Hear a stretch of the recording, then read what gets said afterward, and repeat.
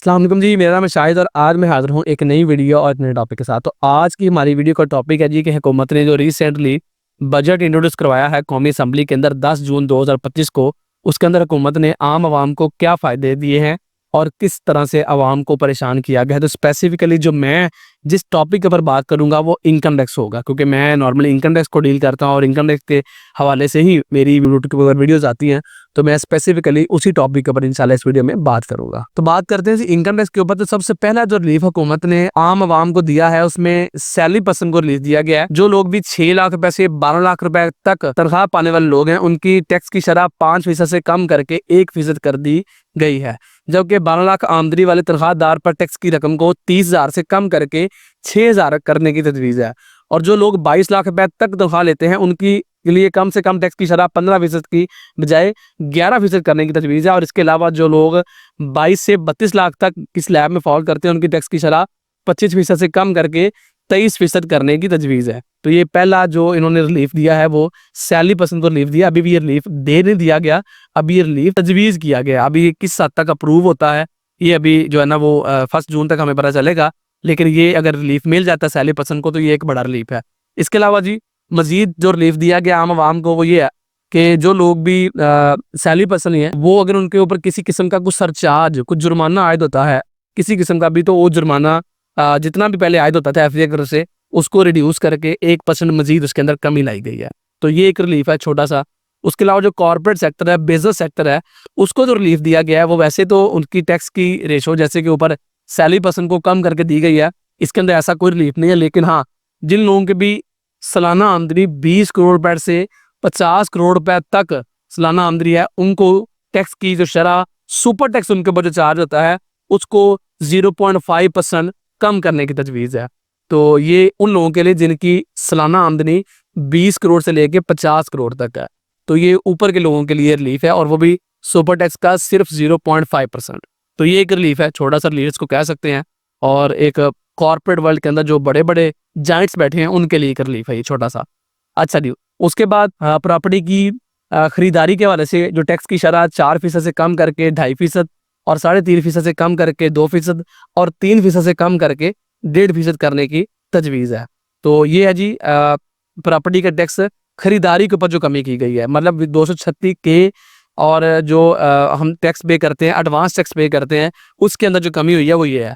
अब 236C जब property हम सेल करते हैं उसके अंदर क्या कमी या क्या इंक्रीज किया गया है उसके ऊपर बात करते हैं। अब सेक्शन 236C के तहत जो गवर्नमेंट ने चेंजेस किए हैं या चेंजेस रिकमेंड किए हैं तजवीज़ किए हैं वो ये हैं कि जी 3% से टैक्स को बढ़ा के 4.5% कर दिया गया है, 4% से बढ़ा के 5% कर दिया गया है और 5% से बढ़ा के 5.5% कर दिया गया। ये जो कैटेगरीज हैं ये बेसिकली है 5 करोड़ तक ये है, फिर 5 करोड़ से 10 करोड़ तक ये है और 10 करोड़ से ऊपर की अगर कोई ट्रांजैक्शन है या आपने प्रॉपर्टी सेल करनी तो उसके लिए ये है।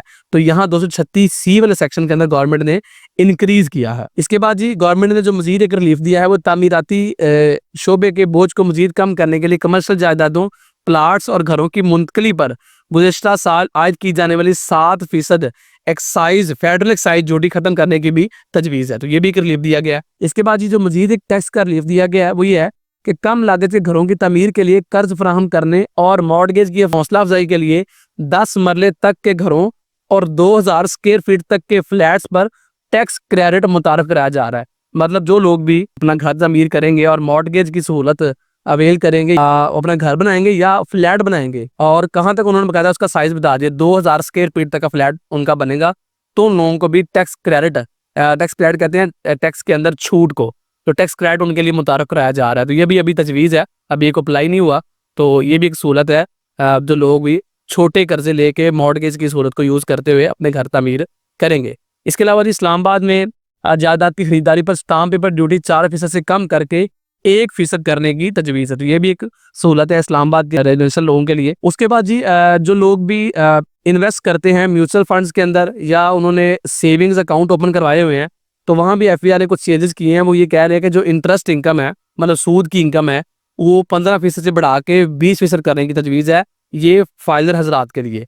और जो नॉन फाइलर उनका आपको ऑलरेडी पिछले साल का पता होना चाहिए, जो लोग भी सेविंग अकाउंट को डील करते हैं या उनके सेविंग अकाउंट है कि नॉन फाइलर के लिए टैक्स की शरह पिछले साल ही बजट के अंदर 30% से बढ़ा के 35% कर दी गई थी। अब इस दफ़ा फाइलर के लिए भी वो 15% से बढ़ा के 20% करने की तजवीज दे रहे हैं। उसके बाद ये जो हमारे ई कॉमर्स प्लेटफॉर्म है जो कि पाकिस्तान में बहुत ज्यादा इस वक्त ग्रो कर रहे हैं, बहुत बड़ा एक मतलब एक मार्केट प्लेस है, उसके ऊपर भी गवर्नमेंट ने रिकमेंड किया है कि जी आप वहां भी टैक्स अप्लाई करें, जैसे कि 18% जीएसटी।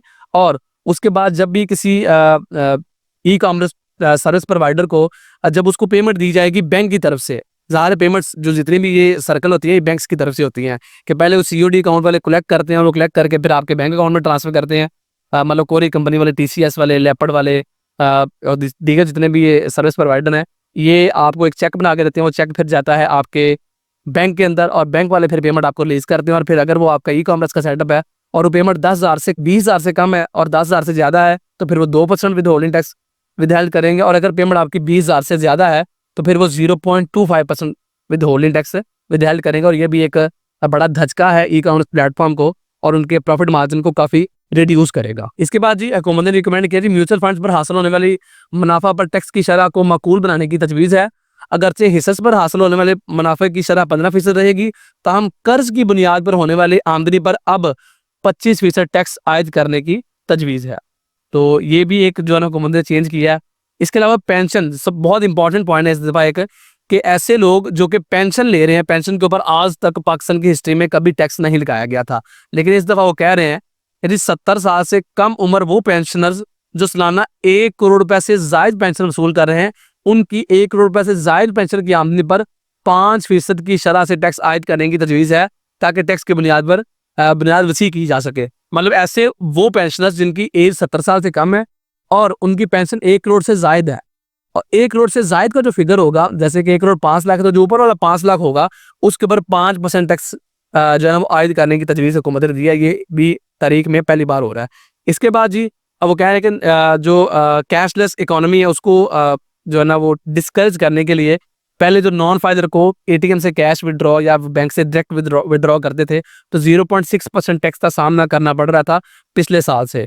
पहले गवर्नमेंट ने लगाया हुआ था 2017, 18, 19 में, उसके बाद इन्होंने ख़त्म कर दिया। अब फिर उन्होंने पिछले साल लगा दिया और इस दफ़ा उसको कह रहे हैं कि जी 0.6% से इंक्रीज़ करके बाद जगहों पे कहा जा रहा है 1% और बाद जगहों पे कहा जा रहा है कि जी 0.8% जो है ना टैक्स अप्लाई हो जाएगा। इसके अलावा हुकूमत मजीद सख्तियाँ करने जा रही है इस दफ़ा। किस तरह तरीके से, जैसे पहले जितने भी हमारे टेली कम्युनिकेशन डिपार्टमेंट है, लैंड रिकॉर्ड डिपार्टमेंट है, नादरा का डिपार्टमेंट है, उसके बाद जी आपका एक्साइज डिपार्टमेंट है, बैंक्स हैं, ये तमाम काफ़ी हद तक इंफॉर्मेशन शेयर करते हैं एफबीआर के साथ। तो अब वो कह रहे हैं कि इस पॉलिसी को हम मजीद पहले से ज़्यादा सख्त करने जा रहे हैं ताकि ज़्यादा से ज़्यादा लोगों का डाटा इकट्ठा किया जाए और ज़्यादा से ज़्यादा लोगों का डाटा जो है ना वो हुकूमत के पास जाएगा। और कैशलेस करेंसी के अंदर डील करते हैं, मतलब अपने ट्रांजेक्शन को डिजिटलाइज नहीं कर रहे या उनके ऊपर टैक्स पे करना बनता है और टैक्स गवर्नमेंट को अदा नहीं कर रहे, तो इन प्लेटफॉर्म की तरफ से जब उनका डाटा हुकूमत के साथ या एफबीआई के साथ शेयर होगा तो बेहतर तरीके से टैक्स की कलेक्शन हो सकेगी। तो इसके हवाले से भी गवर्नमेंट पहले से ज़्यादा अब जो है ना वो एक्शन लेने जा रही है। इसके अलावा भी वही बात जो पहले भी हो चुकी है कि ऐसी ट्रांजेक्शन जिसके अंदर आप बैंक को इंगेज नहीं करते तो उस सिस्टम को भी अब एफबीआर कह रहा है कि पहले से सख्त किया जाएगा और क्रॉस चेक के थ्रू ही ज़्यादा ट्रांजेक्शन आपकी कंसिडर होंगी। अदरवाइज उसके अलावा जो ट्रांजेक्शन आप करेंगे तो उस ट्रांजेक्शन को आपकी ट्रांजेक्शन जो है ना वो कानून के खिलाफ ही समझा जाएगा या एफबीआर उसको आपको खर्चे लेस करने की ऑप्शन नहीं देगा। मतलब कई तरह की परेशानियों का आपको सामना करना पड़ सकता है। इसके अलावा एफबीआर ने एक जो पैराग्राफ मैं आपको मुकम्मल पढ़ के सुनाता हूँ। इस सिलसिले में इनकम टैक्स के हवाले से एक नया क्लासिफिकेशन सिस्टम मुतारफ कराया जा रहा है जिसमें फाइलर्स एंड नॉन फाइलर्स के फ़र्क का खात्मा किया जा सके। जो लोग अपने गोशवारे और अपनी वेल्थ स्टेटमेंट जमा करवाएंगे सिर्फ वही बड़े मालियाती लेन देन कर सकेंगे जिनमें गाड़ियों और गैर मनकुला जायदाद की खरीदारी, सिक्योरिटीज और म्यूचुअल फंड में सरमायाकारी और बाज़ बैंक अकाउंट्स खोलने की सहूलत जैसी चीज़ें शामिल हैं। इन लोगों के लिए ज़रूरी होगा कि एफबीआर के पोर्टल के जरिए अपनी माली हैसियत और आमदनी, तहाइफ, कर्जे और वरासत जैसे माली ज़राए की दस्तावेजी सबूत ज़ाहिर करे। दयानदार टैक्स दहिंदगान को मालियाती लेन देन करने का अहल होने के लिए टैक्स का गोशवारा भरने का ऑप्शन दिया जाएगा। बेसिकली इस पैराग्राफ के अंदर ये बात की जा रही है कि अब वो लोग जो कि नॉन फाइलर हैं वो लोग अगर प्रॉपर तरीके से अपनी रिटर्न्स फाइल नहीं करेंगे और अपना प्रॉपर एफबीआर को हिसाब नहीं देंगे तो उन लोगों को गाड़ियों का ट्रांसफर और गाड़ियों का लेन देन वो भी उनके लिए अलाउ नहीं होगा और जायदादों की खरीदारी भी उनको अलाउ नहीं होगी। सिक्योरिटी और म्यूचुअल फंड में जो इन्वेस्टमेंट वो लोग कर लेते हैं वो भी उनको अलाउ नहीं किया जाएगा। और उसके अलावा मुख्तलिफ बैंकों के साथ उनके जो बैंक अकाउंट ओपन करने की सहूलत है ये भी आने वाले दौर में हुकूमत जो है ना वो हो सकता है कि बैंक अकाउंट भी खोलने की ऑप्शन नॉन फाइलर को ना दे। तो मतलब एक तरह से नॉन फाइलर की कैटेगरी को ही खत्म करने का जो है ना एक क्लासिफिकेशन सिस्टम एफबीआर मुतारफ करवाने जा रहा है नियर फ्यूचर में। इसके ऊपर किस हद तक इम्प्लीमेंटेशन होती है ये भी जो है ना वो देखना मकसूद है। अलबत्ता एक बात मैं आपको बताता चलूँ कि लास्ट ईयर भी एफबीआर ने इस हवाले से काफ़ी ज़्यादा सख्ती की थी और इस ईयर भी एफबीआर को ये पहले से माफ़ी देना नहीं जा रहा। एफबीआर ने जितनी सख्ती लास्ट ईयर की थी उससे कहीं ज़्यादा सख्ती एफबीआर इस साल भी जो है ना वो करेगा। जैसे कि हुकूमत ने कई लोगों के सिमें बंद की और इस तरह के कई मैसेजेस किए और कई तरह की कैंपेन चलाई और लोगों को काफ़ी हद तक डराया, और वो डराया सिर्फ डराने की हद तक नहीं था, वो सब कुछ एफबीआर ने करके भी दिखाया और इस दफ़ा एफबीआर उससे कहीं ज़्यादा सख्ती जो है ना वो करेगा। अब मजीद शेड्यूल बैंकों के साथ एफबीआर का जो कनेक्शन है इन्फॉर्मेशन शेयर करने के वाले से, उसके अंदर भी अगर कुछ गलतियाँ खामियाँ हैं या कम इन्फॉर्मेशन जो है ना बैंक वाले शेयर कर रहे हैं एफबीआर के साथ,